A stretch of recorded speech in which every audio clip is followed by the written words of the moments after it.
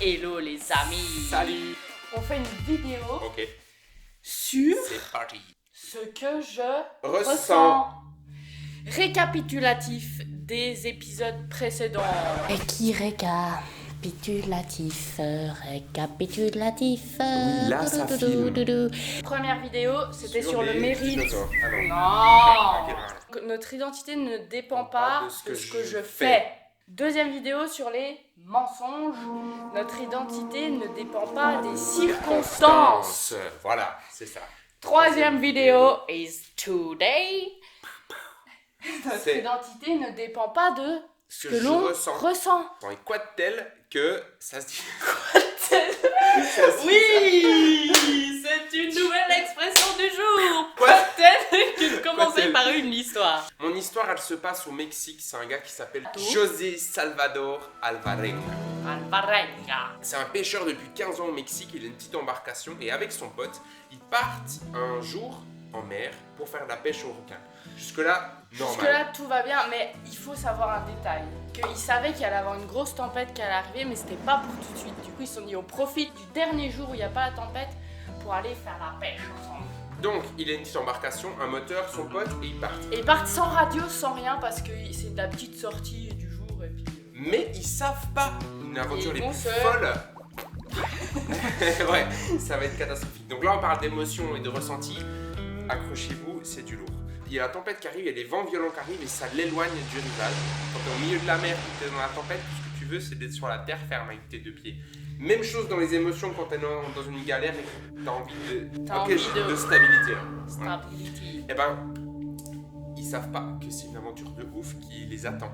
Ces deux gars. Il y en a un qui va mourir au bout de 4 mois. Et l'autre qui va survivre Et il a dérivé pendant 13 mois. Il est retrouvé. dans l'océan Pacifique. Ouais.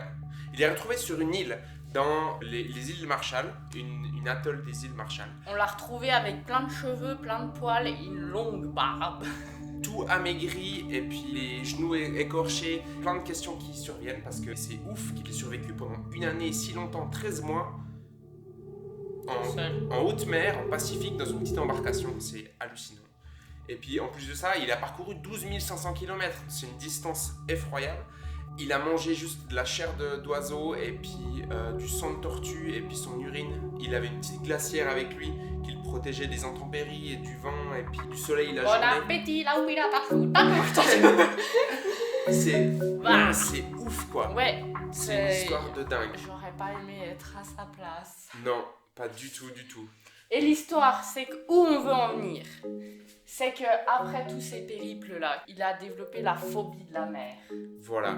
Mais Pourtant, là, c'est pas ce qu'il a ressenti et c'est pas sa peur qui ont fait varier qui il était. en Ça fait, n'a c'est pas changé son identité, le fait qu'il sente qu'il ait peur d'aller sur la mer. si je peux être pêcheur professionnel, donc de métier, et puis au bout d'un moment développer une phobie de la peur, comme si je suis boulanger et puis je viens allergique à la farine, j'ai pas envie de mettre les choses qui ont de la valeur et qui ont de l'importance dans des choses qui T'as peuvent pas envie de changer. mettre ta valeur dans les Oui. choses qui ont changé. C'est ça. Et en fait, aujourd'hui, on vous a donné un kit de survie de 3 vidéos pour savoir qui vous êtes.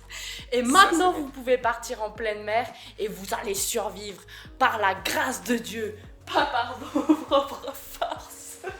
Cette ligne est réservée uniquement pour le tuba. Attention. Il y a des lignes. Non, sérieusement, Ouais. si vous savez qui vous êtes et que vous êtes perdu dans une tempête, ça peut changer beaucoup de choses. Hein. C'est vrai. Vous pouvez vous sentir aussi perdu et découragé ou seul comme ce petit bonhomme, je l'appelle le petit bonhomme mais c'est un José. grand monsieur en vrai, Ouais. et qui était perdu tout seul pendant une année. Peut-être vous sentez seul, découragé et tout ça. En fait, ce que je veux vous dire, c'est que Dieu il vous aime pareil et puis votre identité elle change pas par rapport à votre découragement ou le fait que vous vous sentiez seul. Dieu il est toujours là. Et je veux vous lire moi une petite histoire. En fait, j'ai été hospitalisée en clinique à un moment donné de ma vie où j'étais dans l'anorexie mentale. Et puis j'avais lu l'histoire que je vais vous lire là et ça m'avait tellement encouragée en vrai. Je vous lis un petit bout avant pour introduire de comment je me sentais parce que c'est un extrait de mon livre en fait. Les pensées alimentaires m'habitent en permanence et m'empêchent de savourer pleinement chaque instant.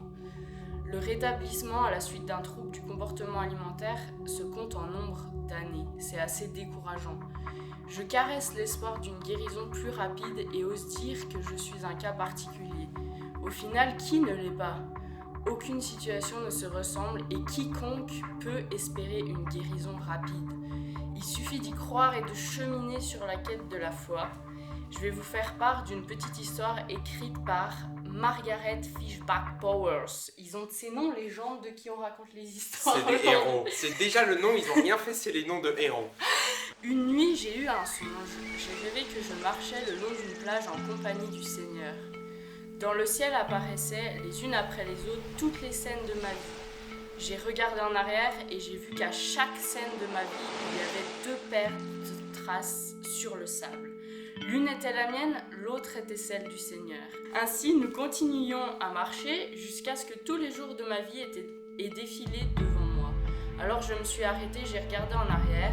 J'ai remarqué qu'en certains endroits, il n'y avait qu'une seule paire d'empreintes. Et cela correspondait exactement avec les jours les plus difficiles de ma vie.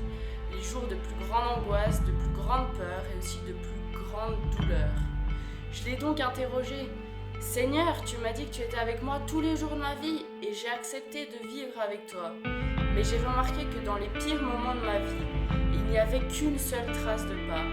Je ne peux pas comprendre que tu m'aies laissé seule au moment où j'avais le plus besoin de toi. » Et le Seigneur répondit, « Ma fille, tu m'es tellement précieuse. Je t'aime, je ne t'aurai jamais abandonnée, pas même une seule minute. Les jours où tu n'as vu qu'une seule trace de pas sur le sable, ces jours d'épreuve et de souffrance, eh bien, c'était moi qui te portais. »